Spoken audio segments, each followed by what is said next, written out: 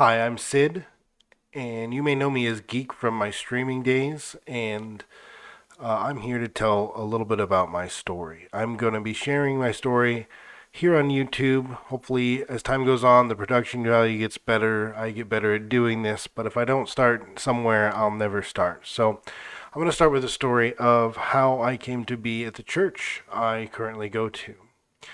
I moved down to Houston during the pandemic in August of 2022, and I started going to the church that my ex-wife and kids were going to, and I went there for about a year. Um, and this church was really good.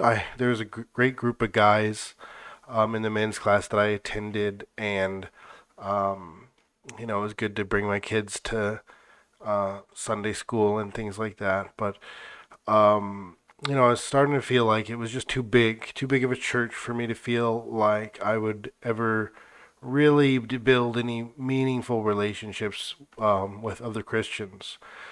Kind of felt lost in the crowd. One day I was standing there in a group of probably 500 or 600 people, and I was standing there, and no one was talking to me. Um, and that's okay. I don't expect people to just talk to me all the time. But I felt alone that day, and that should not be something that you feel when you're at church ever, because you're surrounded by believers who, believe the same things you do and ostensibly care about you as a fellow believer. And I just didn't feel that day. Um, and I started praying about it.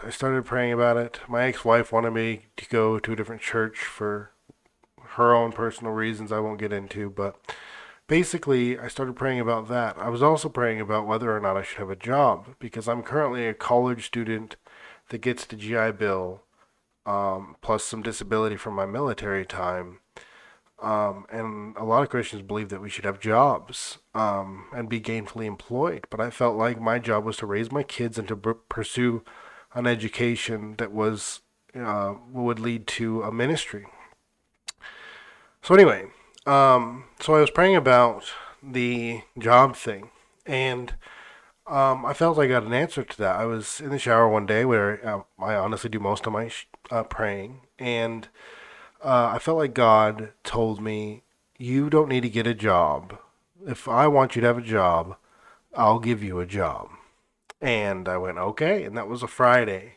And that following Sunday, I went to church, and a man named Gary came up to me and asked me if I had a job. And I was like, "That's so weird you ask." And I told him what I just told you about how God told me I don't need a job unless he gives me a job. And he goes, "Well, that's funny you should say that because I need someone to fill in as janitor." And I was like, "Well, I can do that job."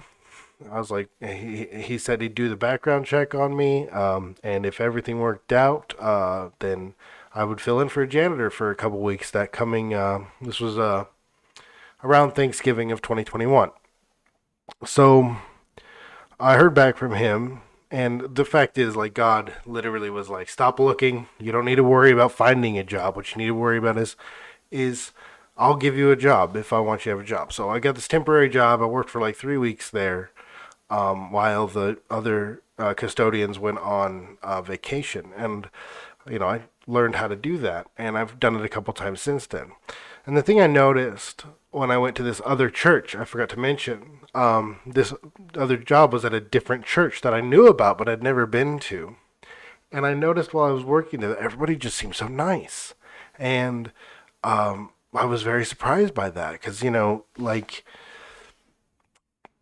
Christians are meant to be nice. Like, that's something that if you read the Bible closely, you are supposed to be a nice person if you're a Christian. And many Christians miss that. I missed that in my earlier days, which I'll get into. But I was like, this is how Christians are supposed to behave toward people that they don't know. Like, they have no idea that I'm a Christian, right? They have no idea who I am. They just know that I'm there at their church being a janitor. And I honestly felt like this is the first time in a long time I felt like these people cared, regardless of where I was at with God. And I was thinking about that, and made it through Christmas, and God provided for Christmas, which was really cool. And I decided, I'm going to bring my kids to that church, and So I went to this church with my kids like the first Sunday after the New Year. So I think it was like January 3rd, 2022. And I brought them in, and we got there early to get to Sunday school. And I didn't realize Sunday school wasn't happening that week. It wasn't starting back up after the holidays until the next week. So here I am with my kids early. So I ordered them some hot chocolate on Uber Eats while we're waiting because we got like an hour and a half now because we're so early. Um, and the children's pastor comes along and he, says hello and asks if they need anything, and he offers to bring them some food, some breakfast. And we had skipped breakfast because I thought we were running late.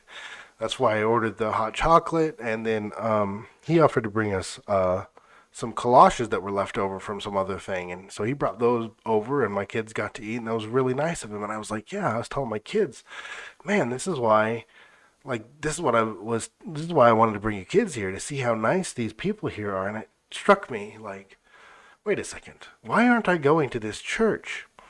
And I realized God had not only provided me with a job, but he provided me with a church. He provided me with people that honestly, like, regardless of what any doctrinal issues or anything like that, they were behaving the way I expect Christians to behave. And that was a big deal for me because I had started to feel at this other church that they didn't that not everybody behaved that way. They were just showing up for Sundays, which Christians should not do. They should be engaged all the time, and not just be practicing on Sundays, or worse, only on Easter's and Christmas. But again, that's for another time.